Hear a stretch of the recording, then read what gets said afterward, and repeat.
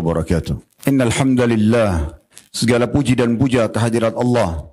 Nahmaduhu wa nasta'inuhu wa nastaghfiruh. Hanya kepadanya kita memuji, meminta pertolongan serta bertaubat dari dosa-dosa kita. Wa na'udzu billahi min syururi anfusina. Dan hanya kepada Allah pula kita meminta agar dijauhkan dari keburukan diri kita. Wa min sayyiati a'malina, dan dari segala dosa yang pernah kita lakukan. May yahdihillahu fala mudhillalah. Barang siapa yang telah Allah berikan hidayah maka tidak akan pernah sesat selamanya. Wa may yudlilhu fala hadiyalah.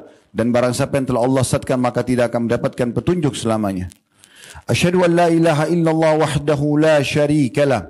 Wa asyhadu anna Muhammadan abduhu wa rasuluh. Saya bersaksi tidak Tuhan yang berhak disembah kecuali Allah, dan Muhammad benar-benar hamba juga utusannya. Allah mengingatkan dalam kitabnya, Ya ayyuhalladzina amanu taqullaha haqqa tuqatihi wa la tamutunna illa wa antum muslimun. Hai sekalian orang-orang yang beriman, bertakwalah, hanya patuh dan tunduklah kepada satu-satunya pencipta segala sesuatunya, baik di langit, di bumi, di kedalaman lautan, terjangkau atau tidak terjangkau oleh mata manusia, yaitu Allah. Sebenar-benar patuh dan tunduk, dan janganlah kalian meninggal dunia kecuali dalam keadaan Islam atau menyerahkan diri kepadanya. Di ayat yang lain, ya ayuhan nasu taqu rabbakum alladhi khalaqakum min nafsin wahidah wa khalaqa minha zawjaha wa batha minhuma rijalan katsiran wa nisaa wattaqullaha alladhi tasaaluna bihi wal arham innallaha kana 'alaikum raqiba. Hai sekalian manusia, sekali lagi bertakwalah, hanya patuh dan tunduklah kepada Allah yang telah menciptakan kalian dari jiwa yang satu, yaitu Adam alaihissalam, dan telah menciptakan dari jiwa yang satu istrinya Hawa alaihissalam, dan telah banyak memberikan keturunan laki-laki dan perempuan dari keduanya. Sekali lagi bertakwalah kepada Allah dan jagalah hubungan silaturahim. Sesungguhnya Allah senantiasa mengawasi kalian. Di ayat yang ketiga Allah juga mengingatkan, ya ayyuhalladzina amanu taqullaha wa qulu qawlan sadida yuslih lakum a'malakum wa yaghfir lakum dhunubakum wa may yuti'illaha wa rasulahu faqad faza fawzan 'azima. Hai sekalian orang-orang yang beriman, sekali lagi bertakwalah, hanya patuh dan tunduklah kepada Allah dan ucapkanlah kalimat yang benar, jujurlah. Niscaya Dia akan memperbaiki amal-amal perbuatan kalian, mengampuni dosa-dosa kalian. Barang siapa yang mentaati Allah dan Rasulnya, sungguh dia telah mendapatkan kemenangan yang besar. Amma ba'd, fa inna asdaqal hadithi kitabullah.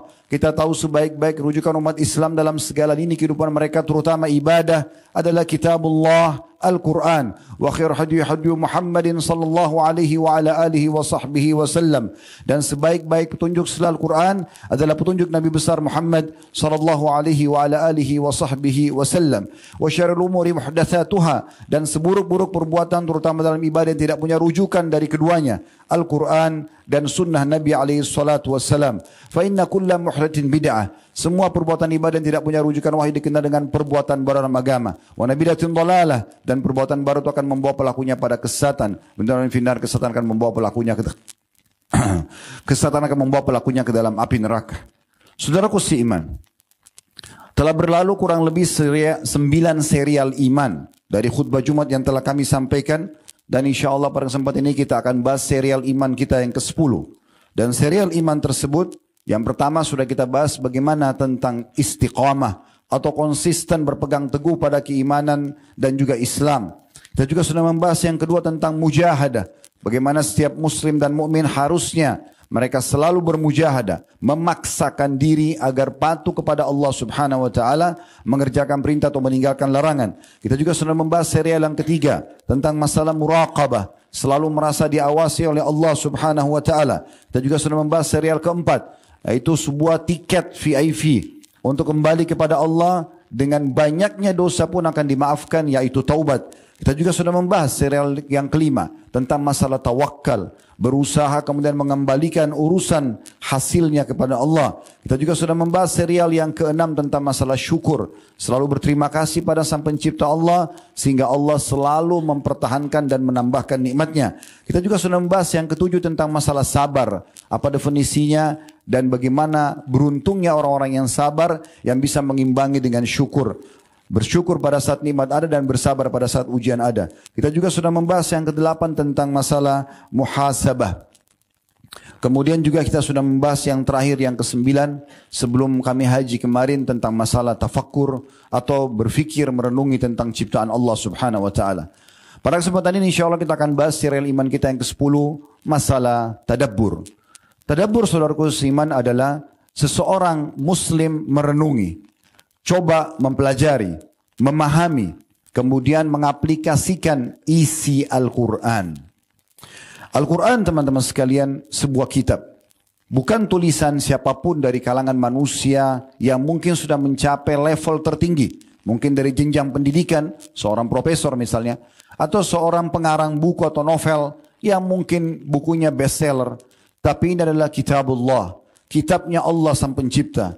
Kitab yang semua di dalamnya adalah petunjuk yang dibutuhkan oleh manusia. Penuh dengan kebaikan. Penuh dengan panduan agar bisa meraih kebahagiaan abadi. Baik di dunia maupun di akhirat. Walaupun kehidupan dunia tidak abadi, tapi ada kebahagiaan yang terus-menerus bisa dirasakan setiap saat sampai ajal datang. Kemudian puncaknya abadi selamanya dalam kenikmatan di akhirat sana. Pengetahuan tentang siapa sang pencipta. Kisah tentang umat-umat terdahulu sebelum kita. Bagaimana kehidupan mereka dan apa yang terjadi pada mereka. Penuh dengan hukum-hukum dan peraturan-peraturan yang sempurna. Dari panduan hidup, makanan, minuman, pakaian, pendapatan, kemudian pergaulan, dan apapun yang kita butuhkan dalam lini kehidupan kita, dari kehidupan sosial bermasyarakat, kehidupan ekonomi, kemudian juga masalah politik, semuanya dijelaskan secara rinci. Juga tentang apa yang akan terjadi di masa akan datang. Bagaimana akhir hidup manusia menghadapi kematian, bagaimana alam barzah, bagaimana hisab nanti di mahsyar, dan puncaknya bagaimana surga dan neraka. Ini sebuah poin yang luar biasa. Karena dengan mengetahui semua itu, kita akan bisa memiliki panduan hidup yang otomatis akan menghasilkan dan membuahkan kebahagiaan. Renungi baik-baik saudaraku seiman. Bagaimana sang pencipta Allah menyebutkan tentang ciri kitabnya Al-Quran yang banyak dilalaikan oleh umat manusia dan secara khusus umat Islam. Allah menyebutkan di dalam Al-Quran dalam surah Ar-Ra'd surah nomor 13 ayat 31 yang berbunyi, walau anna Qur'anan suyirat bihil jibalu au qutti'at bihil ardu au kullima bihil mauta. Al-ayah. Artinya, dan sekiranya ada satu bacaan atau kitab suci yang dengan bacaan itu gunung-gunung dapat digoncangkan atau bumi jadi terbelah atau dengannya orang mati bisa berbicara, pastikan itu adalah Al-Quran. Sekali lagi saya baca terjemahannya, Ar-Ra'd ayat 31. Kalau sekiranya ada suatu bacaan atau kitab suci yang dengannya gunung-gunung dapat digoncangkan, bumi jadi terbelah, dan dengannya orang-orang mati bisa berbicara, pastikan itu adalah Al-Quran. Juga Allah menyebutkan dalam surah Al-Hashr, surah nomor 59 ayat 21. Lau anzalna hadzal Qur'ana ala jabalin lara'aitahu khashi'an mutasaddian min khasyatillah wa tilkal amsalu nadribuha linnasi la'allahum yatafakkarun. Kalau sekiranya kami turunkan Al-Quran ini kepada gunung, pasti kamu akan melihatnya dengan mata kepalamu, tunduk terpecah belah disebabkan ketakutannya kepada Allah. Dan perumpamaan-perumpamaan ini kami buat untuk manusia agar mereka berfikir. Al-Quran berisikan ayat-ayat yang penuh dengan makna yang sangat dalam, ilmu yang sangat luas, kenikmatan bagi para pembaca, penghayat, dan juga pengamal isinya, serta melimpah pahala yang bisa didapatkan bagi yang melakukan itu. Allah subhanahu wa ta'ala memerintahkan setiap orang muslim, tidak terkecuali, agar terus saja mentadabburi, merenungi, memahami, mempelajari, kemudian menghafal dan mengamalkan Al-Quran. Sebagaimana Allah sebutkan dalam surah Shad, surah nomor 38 ayat 29. Kitabun anzalnahu ilaika mubarakun liyadabbaru ayatihi wa liyadzakkaru ulul albab. Inilah sebuah kitab yang kami turunkan kepadamu penuh dengan berkah, supaya mereka memperhatikan, maksudnya supaya manusia terutama orang-orang beriman atau orang muslim memperhatikan, merenungi, mempelajari dan mengamalkan ayat-ayatnya, dan agar orang-orang yang berakal yang menggunakan fikirannya mengambil pelajaran. Dalam surah An-Nisa, surah nomor 4 ayat 82 Allah juga mengingatkan, afala yatadabbaruna al-Qur'an walau kana min indi ghairillahi lawajadu fi ikhtilafan katsira. Maka apakah mereka tidak memperhatikan merenungi, mempelajari Al-Quran, tanda tanya. Kalau seandainya Al-Quran itu bukan dari sisi Allah, tentulah mereka akan mendapatkan pertentangan yang banyak di dalamnya. Dalam surah Muhammad, surah nomor 47 ayat 24, Allah juga mengingatkan, "Afala yatadabbaruna al-Qur'ana am 'ala qulubin aqfaluha?"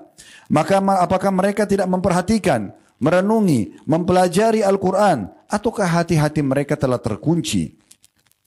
Ibnu Qayyim rahimahullah mengatakan, memahami Al-Quran, merenunginya, mempelajari, mengambil pelajaran, akan membuahkan iman. Ini sebabnya kenapa kita masukkan dalam serial iman kita masalah tadabbur. Karena iman dengan merenungi, terus membaca, mempelajari, mengamalkan isi Al-Quran, maka akan membuahkan iman.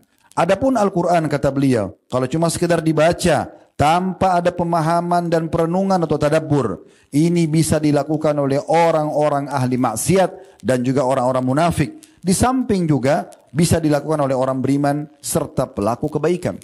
Dinukil dari kitab Zadul Ma'ad, jilid 1, halaman 327. Di sisi lain beliau juga mengatakan, rahimahullah Ibnu Qayyim, apabila engkau ingin memetik manfaat dari Al-Quran, maka fokuskan hatimu saat membaca dan mendengarkannya. Pasang baik-baik telingamu dan posisikanlah diri seperti posisi orang yang diajak berbicara langsung oleh zat yang memfirmankannya. Al-Quran makin sempurna pengaruhnya tergantung pada faktor pemberi pengaruh yang efektif, tempat yang kondusif, terpengaruh atau terpenuhinya syarat, terwujudnya pengaruh dan ketiadaan faktor yang menghalanginya. Semua itu telah terkandung dalam firman Allah Subhanahu wa taala yang berbunyi, "Inna fi dzalika ladzikra liman kana lahu qalbun aw alqas sam'a wa huwa syahid."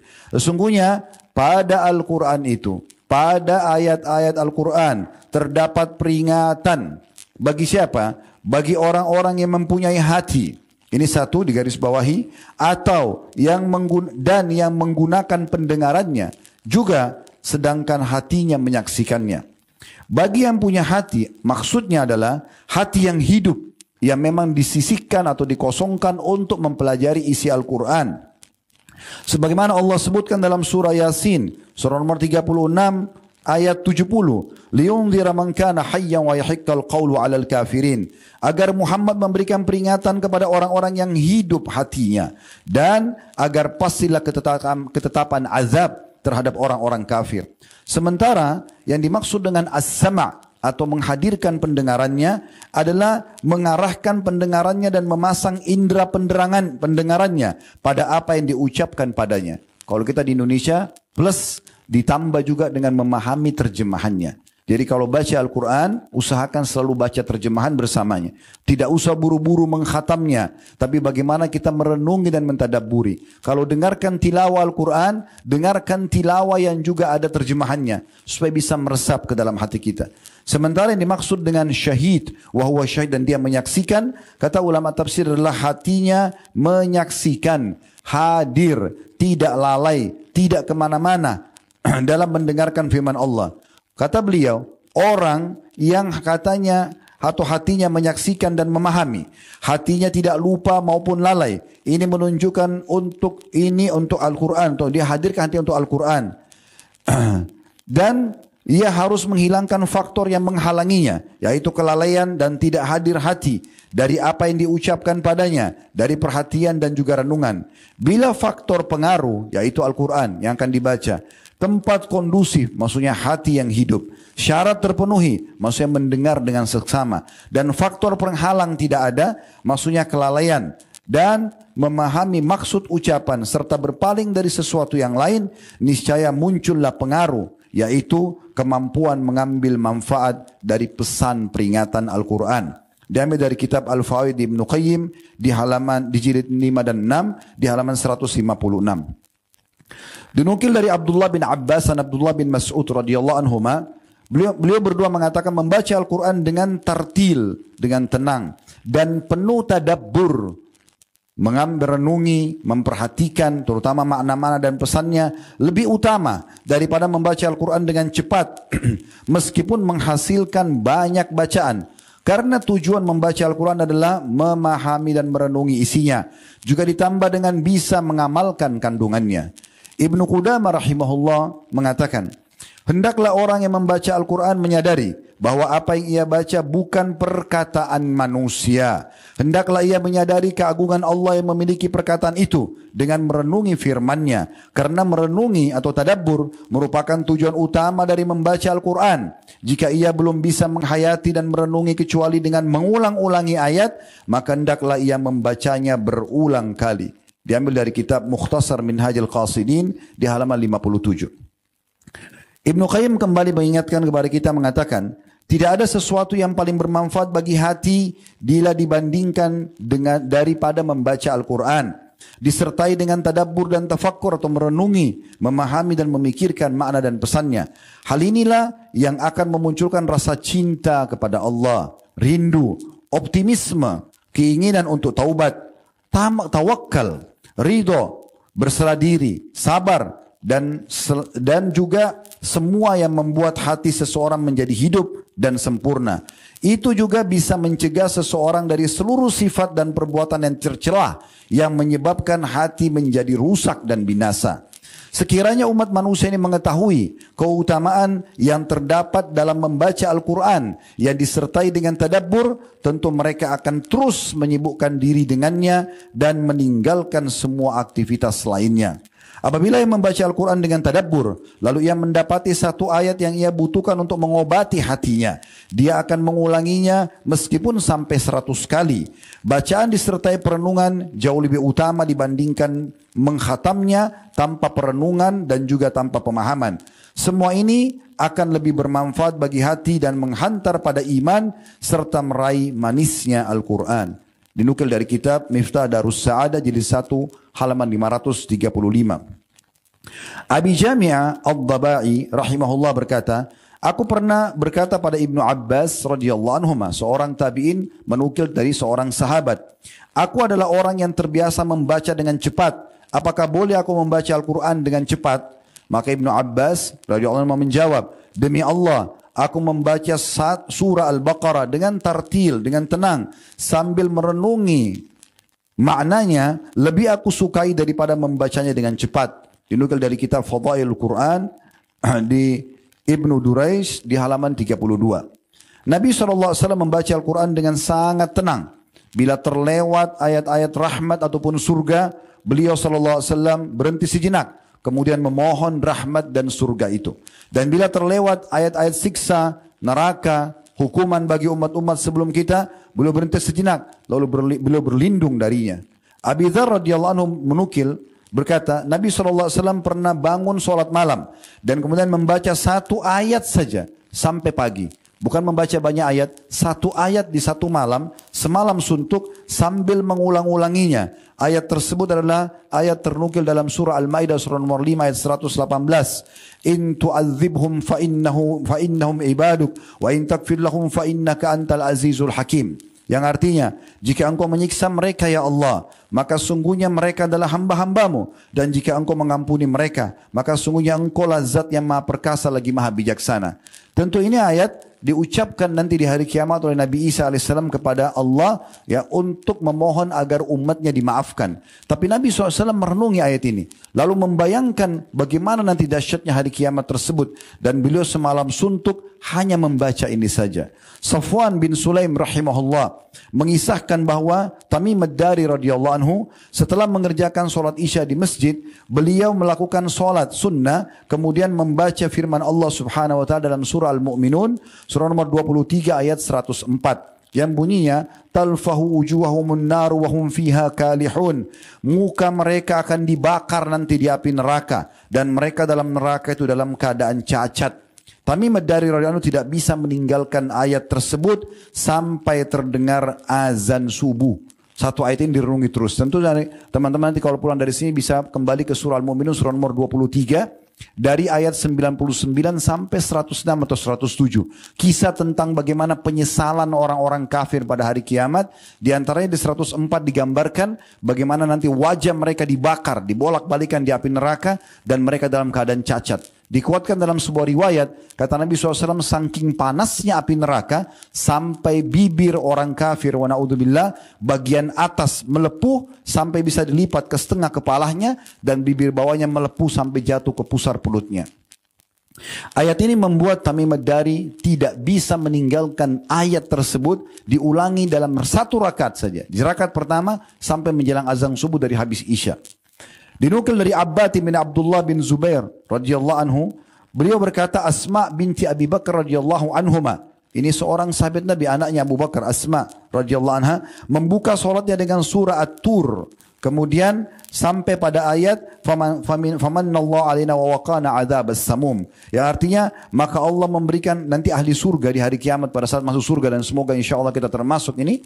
Maka pada saat itu ahli surga akan mengatakan, sesungguhnya Allah telah memberikan karunia kepada kami, maksudnya surga, dan juga menyelamatkan kami dari siksa api neraka. Surah At-Tur, surah nomor 52 ayat 27. Maka kata Abbad, saya pun pada saat mendengarkan ayat itu dibaca oleh Asma dalam sholatnya, saya keluar ke pasar untuk keperluan. Dan setelah selesai semua keperluan di pasar, lalu saya kembali kepadanya, sementara dia masih berdiri di sholatnya, dan terus mengulangi ayat tersebut. Satu ayat diulangi dengan seseorang yang membantu dia pergi ke pasar, selesaikan hajatnya baru balik lagi, dia pun masih mengulangi ayat ini radhiyallahu anha. Dinukil dari kitab Fadail Quran di halaman 159. Al-Qasim bin Abi Ayyub rahimahullah berkata, aku pernah mendengar Sa'id bin Jubair rahimahullah, ini seorang tabi'in yang masyhur, Sa'id bin Jubair radhiyallahu anhu, mengulang-ulangi ayat sampai lebih dari 20 kali, yaitu firman Allah Subhanahu wa taala dalam surah Al-Baqarah surah nomor 2 ayat 281 yang bunyinya, wattaqu yawman turja'una fihi ila Allah thumma tuwaffa kullu nafsin ma kasabat wa hum la yudhlamun, dan peliharalah dirimu dari azab yang terjadi pada waktu kamu semua dikembalikan kepada Allah, kemudian masing-masing diberi pelajaran atau balasan sempurna terhadap apa yang telah dikerjakannya, sedang mereka sedikit pun tidak dianiaya. Dari Abdurrahman, riwayat yang lain dari Abdurrahman ibn Ajlan berkata, pada satu malam aku pernah bermalam di kediaman Rabi ibn Huthaim rahimahullah, seorang tabi'in yang masyhur dengan keimanannya. Rabi ibn Huthaim ini setiap kali orang merasa lemah imannya di Irak, selalu datang kepada beliau, karena bicaranya cuma surga, neraka, kematian, untuk menyadarkan orang dan menyadarkan dirinya. Kata Abdurrahman bin Ajlan, seseorang muridnya yang datang, dia mengatakan, satu malam saya pernah bermalam di kediaman Rabi ibn Huthaim rahimahullah, dan saat dia bangun sholat malam dan melewati ayat dalam surah Al-Jathiyah surah nomor 45 ayat 21, am hasibal ladzina ijtara'us sayyiati an naj'alahum kal ladzina amanu wa 'amilus solihati sawa mahyahum wa mamatuhum sa'a ma yahkumun. Apakah orang-orang yang berbuat kejahatan, dosa, kemaksiatan, pelanggaran, itu menyangka bahwa kami akan menjadikan mereka sama dengan orang-orang beriman dan mengerjakan amal soleh?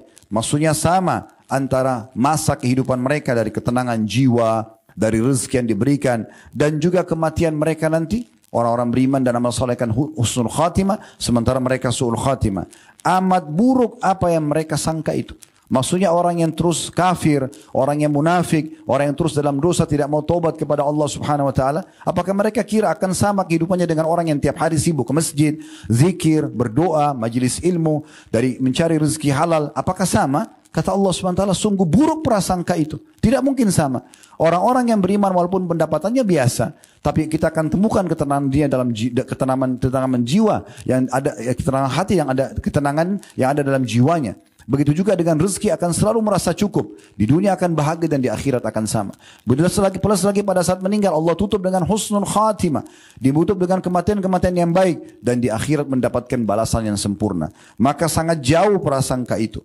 Maka Rabi ibn Huthaim rahimahullah berdiri pada malam itu hanya mengulangi ayat ini saja. Semalam suntuk sampai dikumandangkan azan subuh sambil menangis. Dan dia tidak mampu melewati ayat tersebut ke ayat yang lain. Masih dinukil dari kitab yang sama, Fadail Al-Quran. Dan beliau memang sering kali juga, ini Rabi ibn Huthaim pernah kita singgung di beberapa sirah kita sebelumnya, beliau menggali liang lahat di belakang rumahnya dan setiap malam beliau masuk ke situ. Kemudian beliau membaca firman Allah Subhanahu wa taala, qala rabbi ji'un la'alli a'malu salihan fi ma tarakt. Yaitu artinya orang-orang kafir di hari kiamat akan mengatakan, ya Tuhanku kembalikanlah aku ke dunia, agar aku bisa mengerjakan lagi amal soleh yang pernah aku tinggalkan. Maka kata Rabi kepada dirinya sendiri, wahai Rabi, jangan sampai engkau mengucapkan ayat ini atau potongan ayat ini nanti di depan Tuhanmu hari kiamat.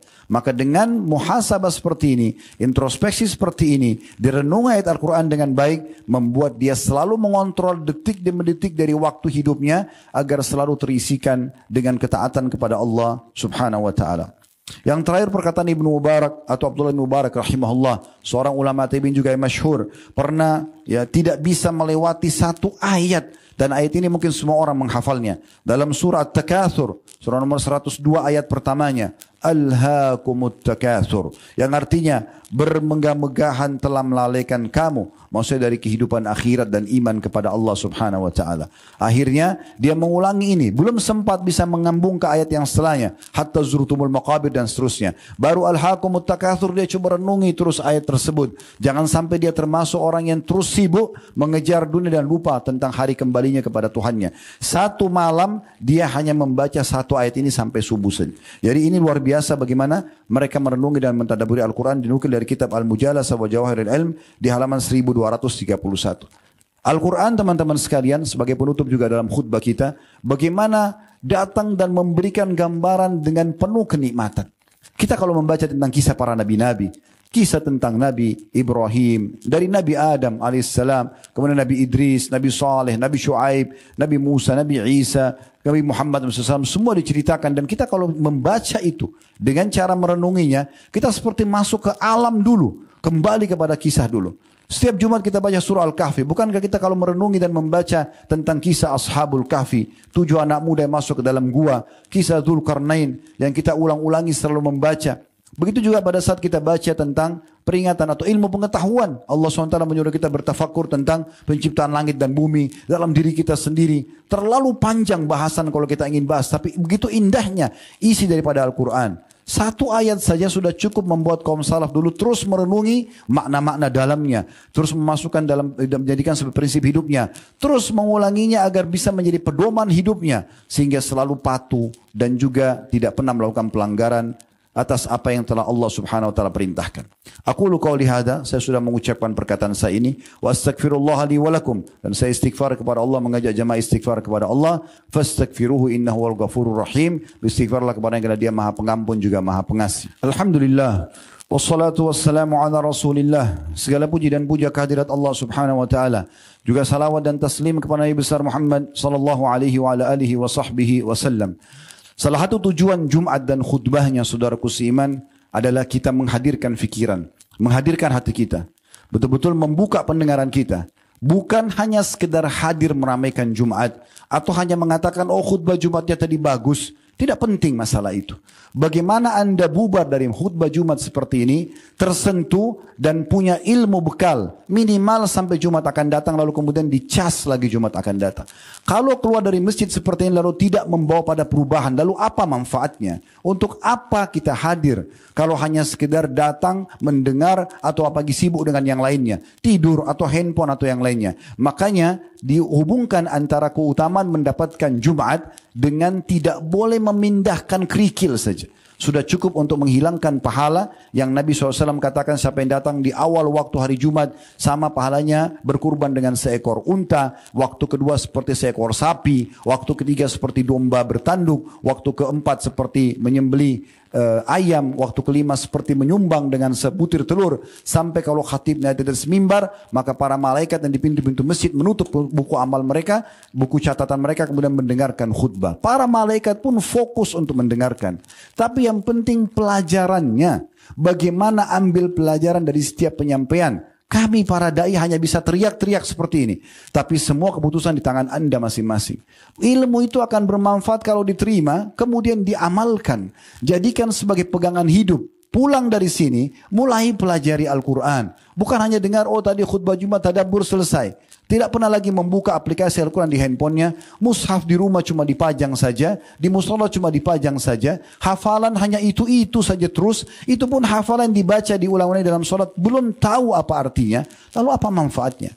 Mulai sekarang harus kita bergerak. Ingat firman Allah Subhanahu wa taala, "Walladzina jahadu fina lanahdiyannahum subulana." Orang yang betul-betul bermujahadah, mau memaksakan dirinya menuju ke jalan-jalan kami, kami akan pandu mereka ke jalan-jalan kami. Mulai dulu. Dalam hadis Bukhari, kata Nabi SAW, Allah berfirman, kalau hambaku mendekatkan diri kepadaku dengan satu jengkal saja, maka aku satu siku. Kalau saya satu siku, aku satu lengan. Kalau dia berjalan, aku akan berlari kecil. Artinya sedikit dekatkan diri kepada Allah Subhanahu wa taala, Allah akan datangkan keimanan dan juga akan membuat kita merasa dekat dengannya. Ambillah pelajaran teman-teman sekalian. Orang yang cerdas adalah orang yang membuka matanya, merenungi dengan fikirannya, merenungi dengan hatinya dan membuka kupingnya dengan baik. Lalu aplikasikan dengan anggota tubuh kita. Di hari Jumat ada waktu mustajab doa, di mana Nabi SAW menjanjikan itu di dua waktu yang paling ditekankan. Riwayat pertama menjelaskan adalah mulai dari subuh sampai menjelang maghrib. 12 waktu kata Nabi SAW, dan semua muslim berdoa akan diijabah. Riwayat yang kedua adalah Nabi SAW mengatakan sangat sedikit waktunya, dan beliau memberikan isyarat dan beliau menyebutkan dalam hadis itu selepas asar sampai terbenam matahari. Maka jangan sia-siakan waktu mustajab ini. Mari kita hadirkan hati dan fikiran kita untuk berdoa kepada Allah Subhanahu wa taala, semoga Allah ijabah. Alhamdulillahi Rabbil Alamin. Kami memuji-Mu ya Allah sebagaimana layak Kau dipuji sebagai pencipta. Kami memuji-Mu sampai Engkau menerima puji-pujian ini, dan Engkau jadikan sebagai tambahan amal saleh buat kami. Dan kami ucapkan juga salam hormat kami kepada utusan-Mu Nabi Muhammad SAW, sebagaimana Engkau telah perintahkan kepada kami. Dan berikanlah kami balasan sesuai dengan yang telah Engkau janjikan kepada kami. Ya Allah, kami tidak berkumpul di masjid ini kecuali untuk menjalankan perintah yang telah Engkau wajibkan kepada kami kaum laki-laki muslimin, mengerjakan salat Jumat berjamaah. Ya Allah, ikhlaskan niat kami semua. Tambahkan ini sebagai tambahan amal soleh kami. Dan terimalah seluruh amal soleh yang pernah kami kerjakan, sunnah ataupun wajib. Kami ikhlas ataupun kurang dari ikhlasnya Allah dengan kemahamurahan-Mu. Terimalah seluruh dengan pahala yang sempurna yang sedang kami kerjakan dan juga yang akan kami kerjakan sampai menjelang ajal datang nanti. Ya Allah, jangan Engkau jadikan pertemuan ini Engkau bubarkan kecuali Engkau telah bersihkan semua dosa-dosa kami. Engkau ganti semuanya menjadi pahala dengan kemahamurahan-Mu. Ya Allah, ampunilah kami, kedua orang tua kami, seluruh kerabat kami, seluruh muslimin dan muslimat, mukminin dan mukminat yang hidup dan juga yang sudah meninggal. Ya Allah, perbaikilah kondisi negara kami, berikanlah kami keamanan, kemakmuran, lunasilah utang negara kami. Berilah petunjuk para pemimpin kami agar mereka menjalankan amanah dengan baik. Berikanlah balasan yang sempurna atas kebaikan yang telah mereka berikan kepada masyarakat, dan juga berikanlah petunjuk kepada mereka atas apa yang telah mereka salah dalam perbuatannya. Jadikan kami masyarakat yang selalu gotong royong, bersama-sama menjaga persatuan dan kesatuan negara kami, dan juga memakmurkan negara kami dan jadikan negara kami sebagai contoh bagi negara-negara yang lain.